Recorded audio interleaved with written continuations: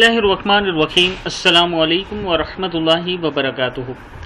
आबिद राजा channel की तरफ से आज मैं अपने दोस्तों को बताऊंगा कि हज़रत आयशा सिद्दीक़ा रज़ी अल्लाह ताला अन्हा से नबी अकरम सल्लल्लाहु अलैहि वसल्लम कितना प्यार करते थे। उससे पहले मैं अपने तमाम दोस्तों से गुजारिश करूंगा कि अगर आपने अभी तक मेरे चैनल आबिद राजा को सब्सक्राइब नहीं किया तो ज़रूर कर लें। तो स्टार्ट करते हैं। बिस्मिल्लाहिर्रहमानिर्रहीम।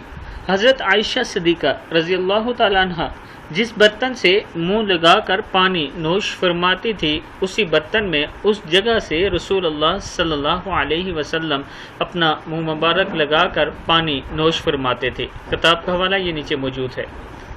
फिर सुन लें। हज़रत आयशा सिद्दीक़ा रज़ी अल्लाह ताला अन्हा जिस बर्तन से मुंह लगाकर पानी नोश फरमाती थी, उसी बर्तन में उसी जगह से रसूल अल्लाह सल्लल्लाहु अलैहि वसल्लम अपना मुंह मुबारक लगाकर पानी नोश फरमाते थे। दोस्तों, ये होती है बीवियों की इज़्ज़त और कदर। इस हदीस को पेश नज़र रखते हुए मैं अपने दोस्तों से गुजारिश करूँगा कि अपने घर वालों को वक्त दिया करें और घर में अच्छे इखलाक और अच्छे किरदार के साथ रहा करें, ताकि आपके घर में खुशी और हर टाइम आपके घर वाले खुश रह सके।